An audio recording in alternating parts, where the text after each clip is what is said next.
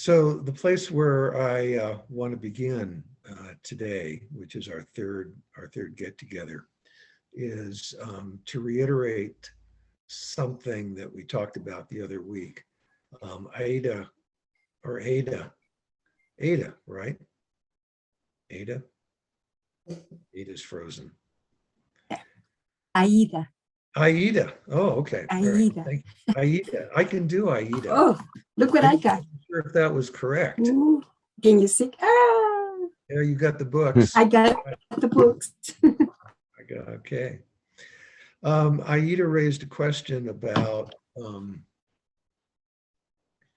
how it would be possible to make choices in the dying process or in the space between lives, which is called the bardo.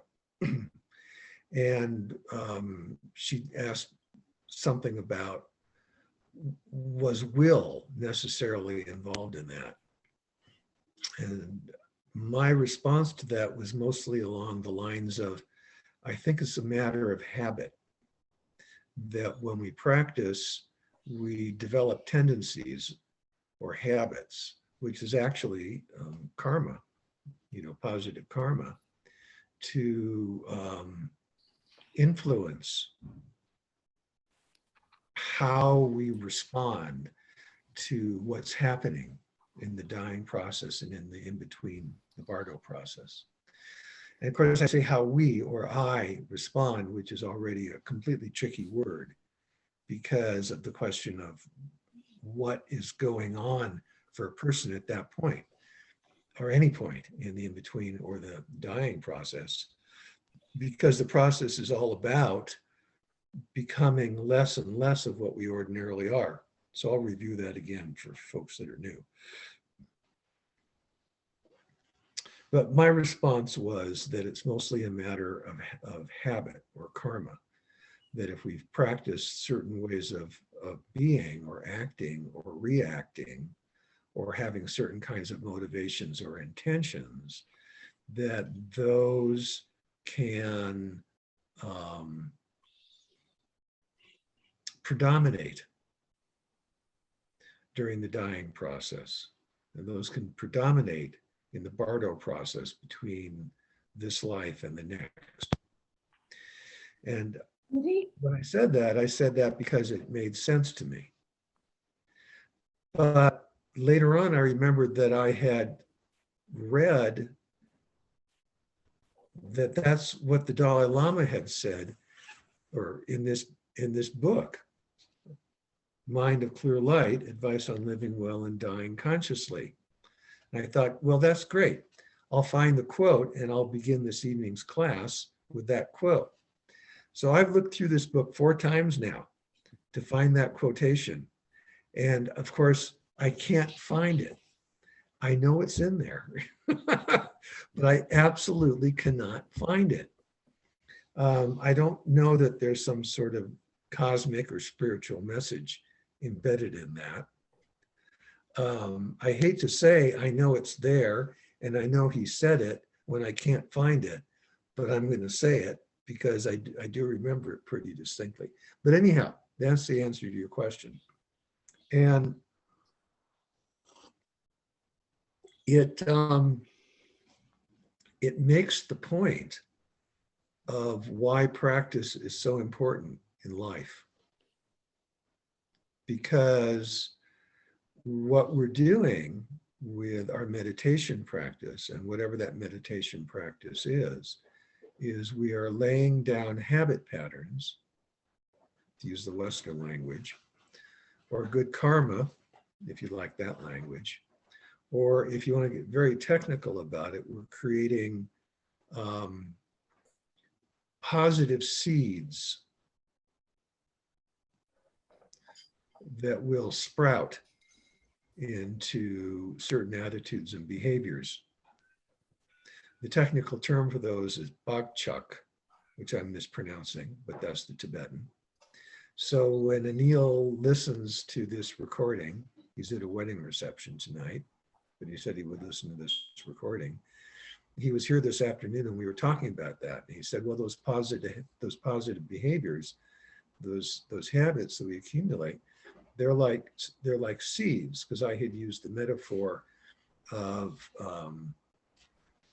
substantial causes and contributing conditions for anything that happens in an earlier class. And he said, yeah, so these positive habits are like seeds, in the sense of like a seed that creates a sprout for a certain type of tree.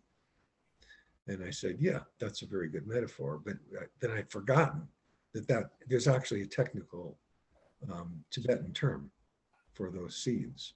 And so what we are is we're planting seeds in our mind stream. You know, having said that we're planting streams in our mind stream, then that takes us back to the whole question of the dying process and what persists.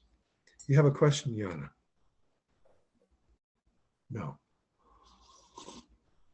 Your mic is open, so you'll want to mute it. Oh, okay, that's good. Thank you. I mean, in general, if you ever have a question, just raise your hand or speak up. This is all very informal. So although people are muted, you don't have to stay muted. You can unmute yourself and just go ahead and interject with a question. I may ask you to wait so I don't lose my train of thought, but that's perfectly okay to go ahead and ask the question. All right. So to review, which is to say to set the foundation for what I want to talk about tonight, the dying process, oh, I hope I don't lose my voice. The dying process is one of going through 8 stages, which are described as being the serial collapse of the winds that support different consciousnesses or different minds. Remember the metaphor that all consciousness exists in relationship to underlying winds or wind energies which support those consciousnesses. The relationship is like that of a rider and a horse, that the consciousness is like the rider, the wind is like the horse, the rider directs the horse, the wind carries the rider, the wind energy carries the consciousness. So our thoughts are energetic. They have content like words, sublingual words or images, but they're made of energy. And as His Holiness has said in this book, Mind of Clear Light, these are 2 aspects of a single entity at their subtlest, most foundational level. But that's the case all the way down into the coarse minds of sense consciousnesses.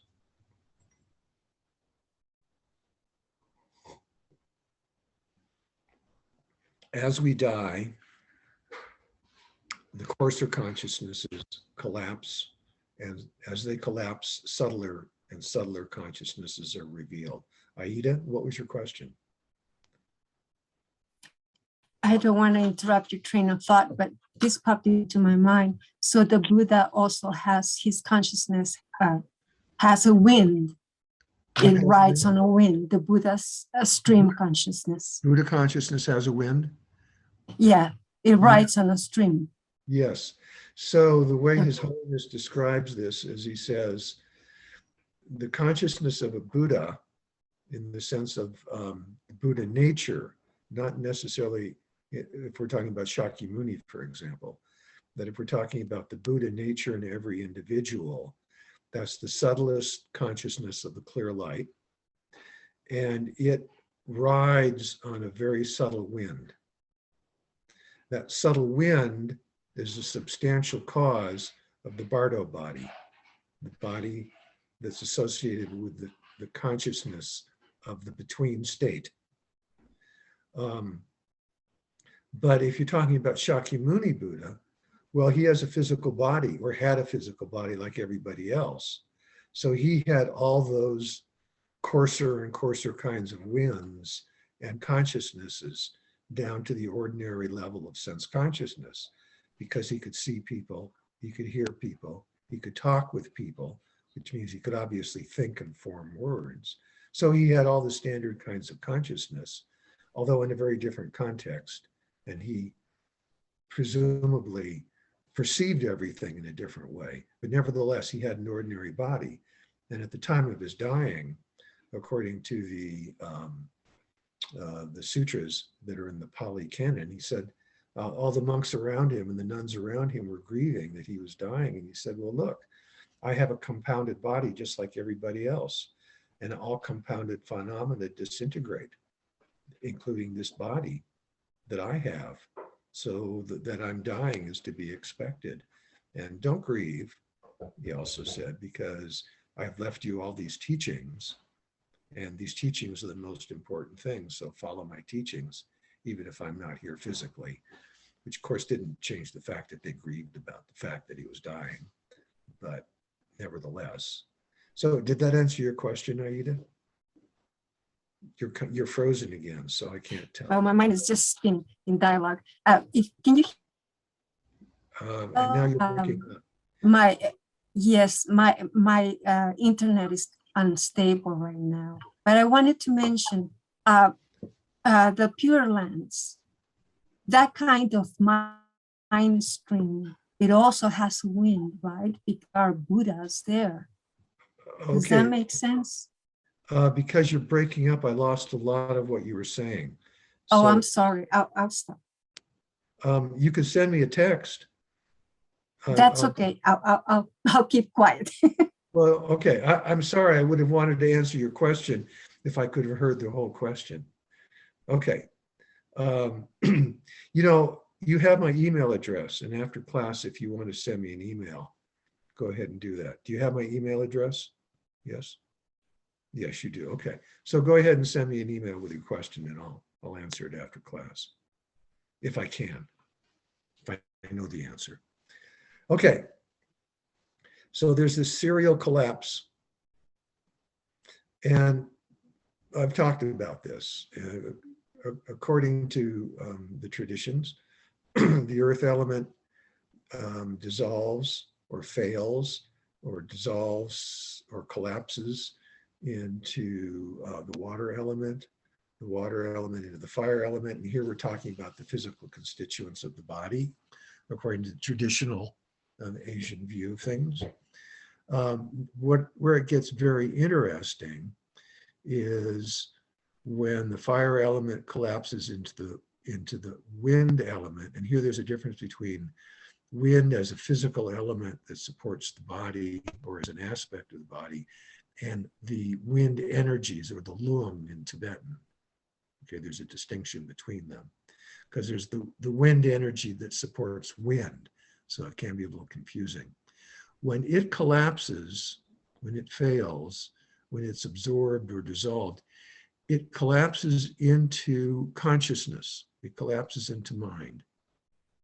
So this is a very interesting point. This is the point where His Holiness says the mind nakedly appears at this point. Why does he say the mind nakedly appears? And this is an interesting point in the dying process, according to the tradition, for two reasons. The mind nakedly appears. Why? Because the sense organ consciousnesses, the ordinary sense organ consciousnesses, are gone. The eye sense is no longer capable of functioning. You can't see. The ear sense is no longer capable of functioning. You can't hear, and so on and so forth. So all that's left is the mental function. Nothing else, right? But breathing has also stopped. This again is according to the tradition. From the Western point of view, this is the point at which you're dead, because breathing has stopped. And presumably, although His Holiness doesn't say this, presumably this is also the point where if you had an electroencephalograph attached to your head, that there would be no activity. Because obviously if someone's not breathing but there's brain activity, even in the Western sense, we would not claim they're dead. So he doesn't talk about this distinction. But at any rate, he says that according to his understanding, interpretation, and I guess that of the tradition, this point where breathing stops is where we think someone is dead, but they're not, according to the Buddhist tradition, because their consciousness is still functioning in some level in their body. but the sense consciousnesses are not functioning. Okay. Now, this mind or this consciousness also collapses or fails. When this happens, all cognitive ability ceases. And the reason I'm emphasizing this is there's still more stages in the dying process. Now, from the outer point of view, you're gone. But there's still some inner things happening to the subtle and subtlest minds. And that's why in the Buddhist tradition, they say, for 3 days at least, leave the body alone, don't disturb it. Because you're not actually dead just because you're not breathing. And this is for ordinary people. Now, it could be that the next stages happen very quickly. It kind of depends upon the circumstances of your death. Is it a sudden, violent death, unexpected? Is it a slow death through natural causes? Or has your body been ravaged very seriously by disease? These things all affect how long this period of time would be that you're going through the next stages of death. So I don't know a lot to speak about that, but here to me is the interesting point. You enter a series of phases where the cognitive mind no longer exists. The ordinary cognitive mind is gone because when the consciousness wind collapses into what is a wind associated with a white light, there's no cognition in the ordinary way in which we understand cognition. Okay, the next phase is a red light, and then a black light, and then the clear light of death. Now, the Tibetan tradition describes what's happening internally to this, what's called the subtle mind at this point. And that's really what I want to talk about for the rest of tonight. I want to talk about what's happening at this point. According to the Tibetan tradition, when the sign of a pale white light occurs, what's happening is an energy that's in the head, a white drop, as it's described, descends down the central channel. So I'll have to talk more about what the central channel is. When the red light appears, it's because a red drop ascends from the navel root of the spine area to the heart center, the heart chakra. Where the two meet, then they cover up the essential drop, which is where the Buddha mind is, if you will, or the clear light mind, or the essential nature of oneself, the mind stream. They cover it. That's why there's a blackness and a blanking out, and then they merge, and then the clear light emerges. This is the way this is described traditionally. Now, the reason that this description even exists is because great yogis have emulated this process in their meditation.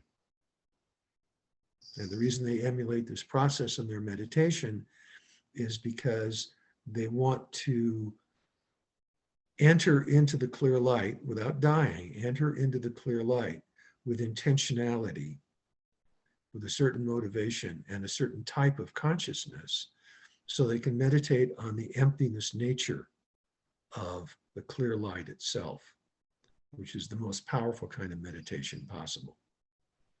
So Tsongkhapa was a master of doing this, and there are other yogis who've done so. And so they've left us descriptions of this process, which is similar to the dying process. But their descriptions,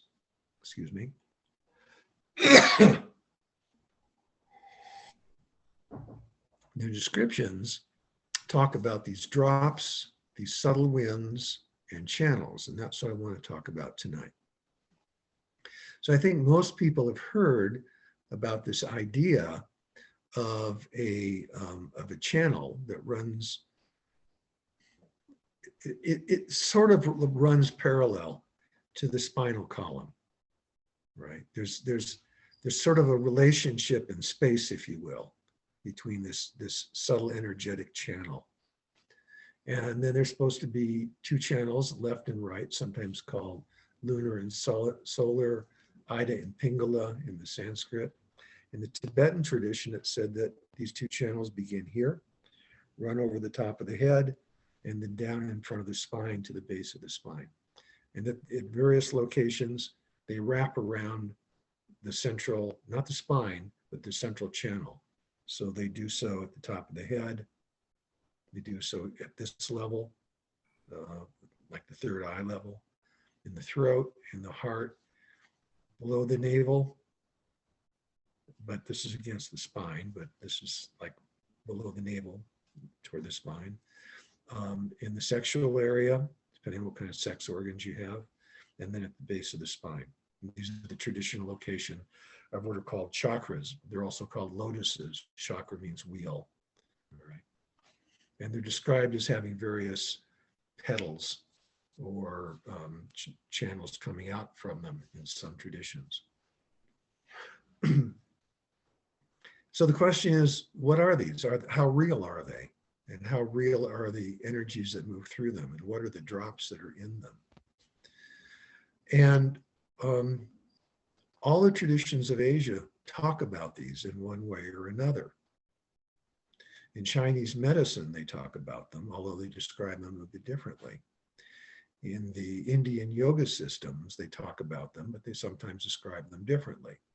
So sometimes the systems will say, well, the heart center has an eight-petal lotus.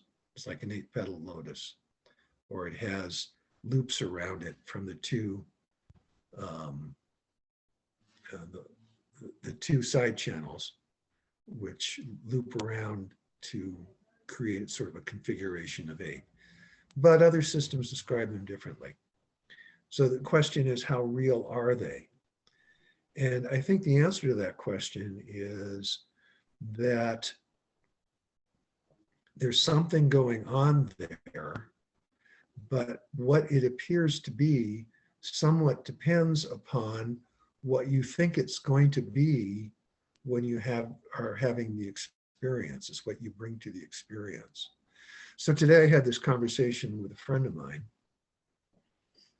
who is a very strong practitioner, also a psychiatrist and formerly an acupuncturist. So she's very familiar with the Chinese medical system. And I was talking about the descent of energy, or the white drop, and the rising of the red drop, and that there is a meditation practice in the Tibetan tradition where you imagine the flaming energy from the navel center, or the root, rising up the spinal column, if you will, but anyhow, rising and melting the white drop in the head, which drips down. And then that dripping is like it fuels the fire. And then there's this almost cyclic process where the fueling of the fire makes it hotter, which makes more dripping, which makes the fire hotter, which makes more dripping. So this is a Tibetan practice. I speak about it not in the abstract, because it's something that I've done. I felt these kinds of energies moving around. And she said, well, in the Chinese medical system, they talk about the fact that there's a cycle of energy that runs up the back and down the front, and up the back and down the front. And that's actually a Taoist tradition, which I had studied at one particular point when I wrote about it for my master's thesis many, many years ago. The point is not what is literally happening, because what's actually happening is real, but it's shaped by the mind. I mean, if you're a Chinese coming to the practice, what you expect to have happen is a circular motion. You're a Tibetan coming to the practice, what you expect to happen is energy going up and energy going down, not exactly circular like a wheel. So how do we explain this? Well, there are a couple, from my point of view, a couple things going on. For one thing, the essential energies that we're talking about are energies that are associated with the subtle mind, which are beyond the cognitive mind, right? Because that mind has collapsed in the dying process or in the meditation process. So rationality is not possible. Ordinary conceptuality is not possible, but experience is possible. And after the experience, ideas or descriptions or metaphors can be attached to it. But what metaphors are attached to it kind of depends upon what you bring to the experience, okay? Now, I mention this because if you get into these practices, I think a lot of questions arise. How real is it? Why is it that this tradition says this and that tradition says the other thing? Well, remember the basic teaching that wind energy, lung, or not lung, excuse me, wind energy, the subtle wind energy, okay, and mind or consciousness are always conjoined. So if you have an image of something in your consciousness, there's going to be a wind associated with that image, a type of wind. So if your consciousness is that there's a certain internal structure, that's what you're going to experience. Is it real or unreal? Yeah, it's real, but its shape is determined by your own consciousness. Are you following this? This is perhaps a little bit of a subtle, okay? But I do mention it because many of us in the West come from different traditions, or we've dabbled in different traditions before maybe we come to studying Tibetan Buddhism. We say, well, wait a minute, you know, the Kashmir Shaivites say one thing and Taoists say another thing. So what's true? It's all true. Even though it's all different, it's still all true. Maybe it's a little hard to understand that. But our minds are fixed, our ordinary conceptual minds are fixed on a dualistic structure.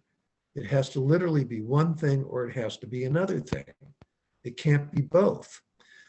But in Buddhist logic,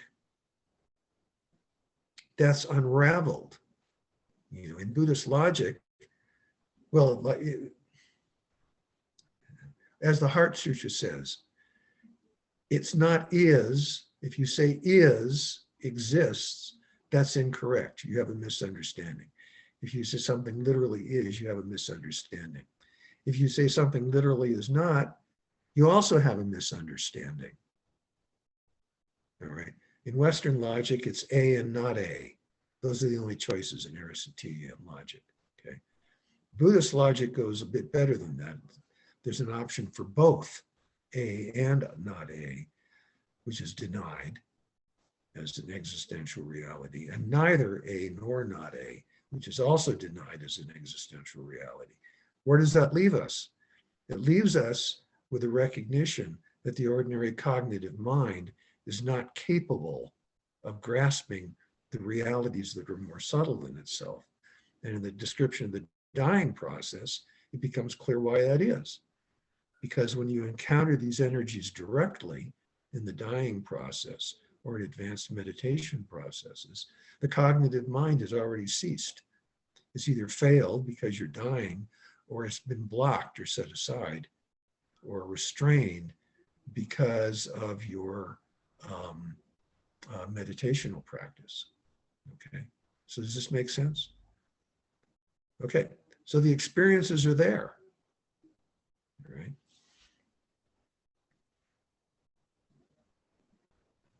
So after the cognitive mind fails, first the subtle energy of the white drop or the white energy in the head descends to the heart, then the red energy rises. And there are other practices that are associated with this, because there are necessarily cognitions associated with the winds. Hold on for just a moment. I'm going to pause the recording.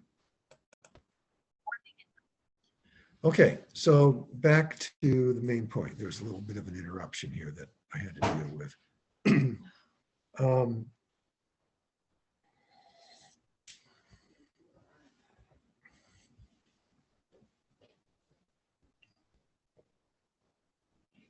Now I've lost my train of thought.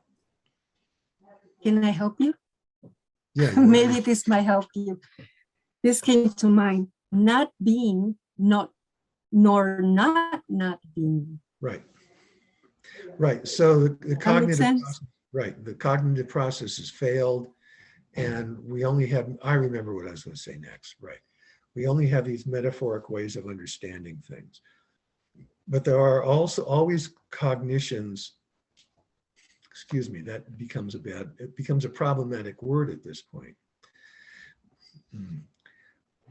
They're associated with the winds. There is always some kind of knowing.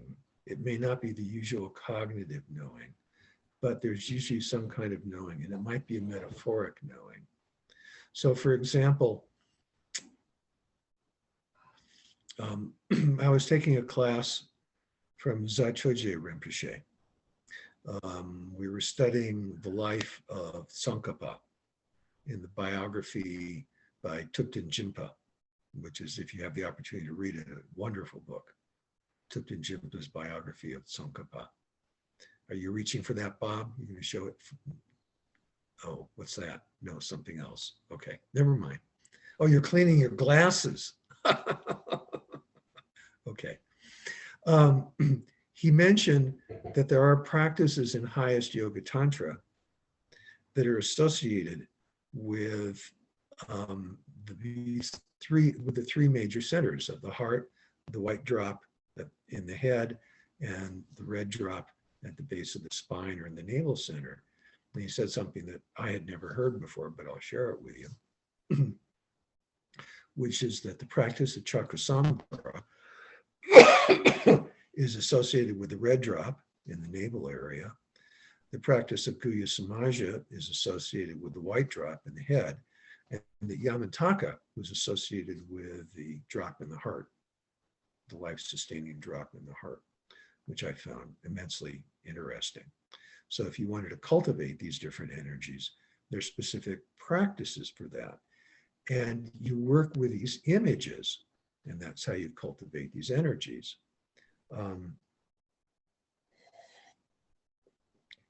And let me be even more specific. In the Tibetan tradition, this is my opinion, my interpretation of my own experiences. So take it as nothing more than that. Don't take it as this is some Dharma teaching that I've received from a great master. I want to draw this distinction from this point on. I'm talking about my own limited experience, my own interpretation, okay?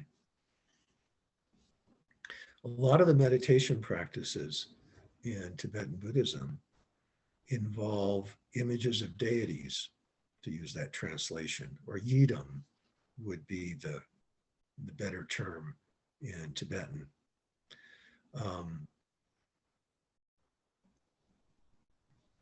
A lot of these deity images have multiple arms or multiple heads.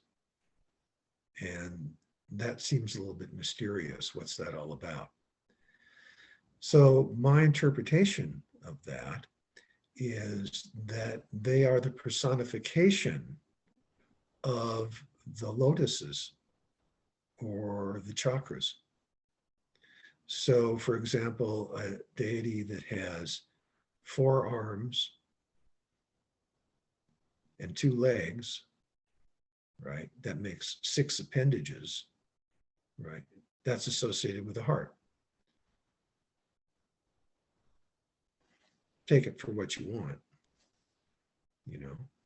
What is the relationship of the male and the female Yab Yum deities?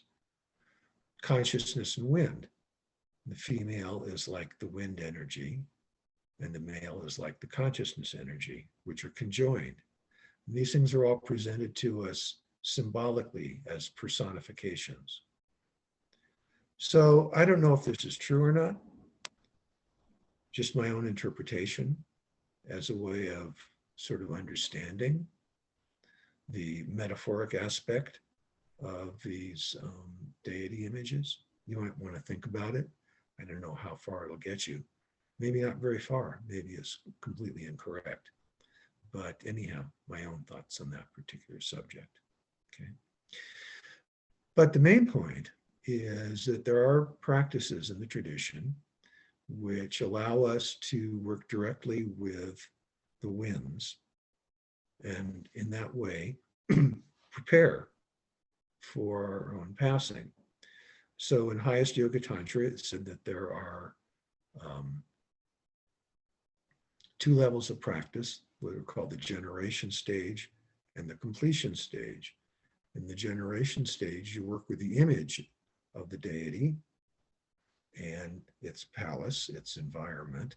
And the completion stage, having set your mind, your consciousness, into a certain form, then you work directly with the winds.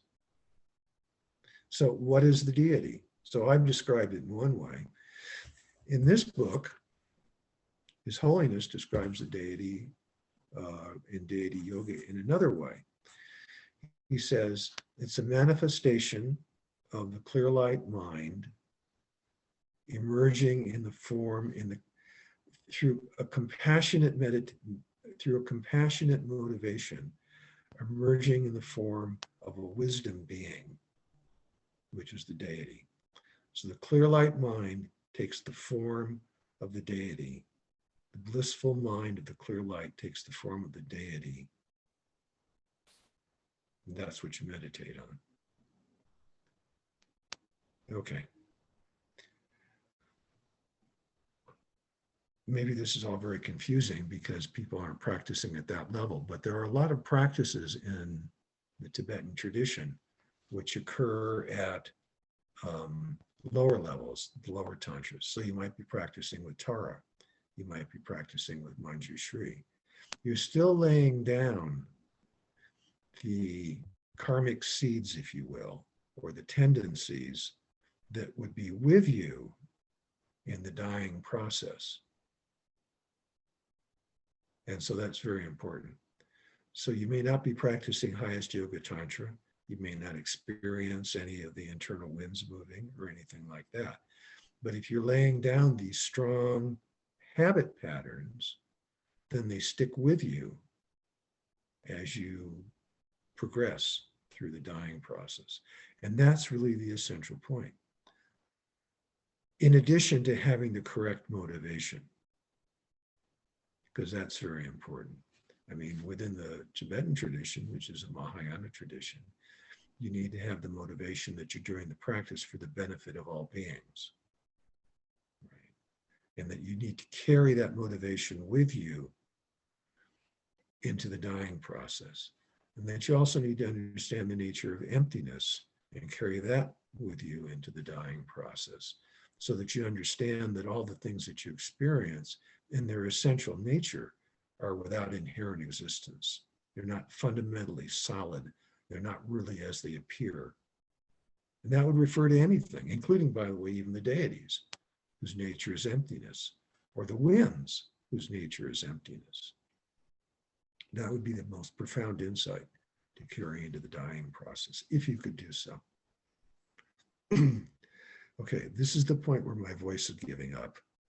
So this is giving up or giving out. So this is kind of the point where we have to leave off this evening.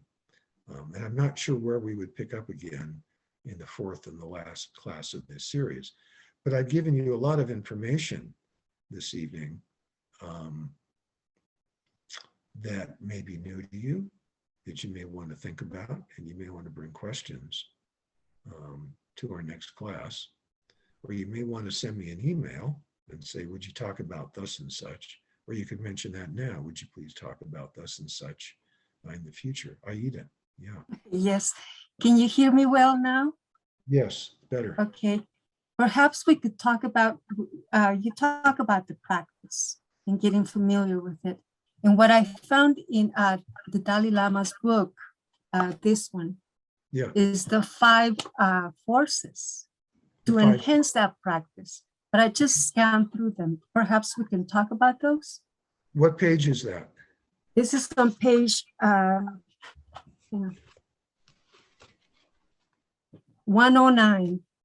Page 109. It's Let me maybe get I there. can list them. Hold My on, eyes let are me so get bad. there. Just a minute. Let me get there. That'll help. Okay. Oh, these forces. Mhm.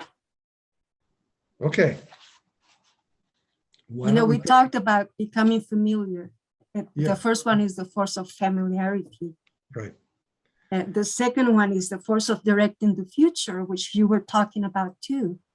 You know, how we can shape our future and maintaining that practice through our life. And then there's the force of wholesome seeds that you talked about that too. And the force of eradication is so very interesting. Maybe we could talk about those things. Okay. Okay. Why don't we pick up? Why don't we pick up at that point when we begin next week? Thank you. And sure, I'll be glad to do that. It gives me a sense of where I should begin. And hopefully 2 things will be different next week. One is my voice will hold out. I haven't done very much talking today, so I don't know why I'm having trouble with my voice. I will have gotten my other computer to work at that point. I think we were fortunate that my Chromebook didn't, that the CPU in my Chromebook didn't overheat. It usually tends to do that when doing Zoom events. But hopefully we'll be okay. If anything else occurs to you that you would like me to talk about, send me an email. My email address is david@komito.com. And I will endeavor to reply either to that email or in the Zoom meeting next week. Okay, we're good. I'm sorry to cut this class short, but I can feel that this is as far as my voice is going to get me tonight.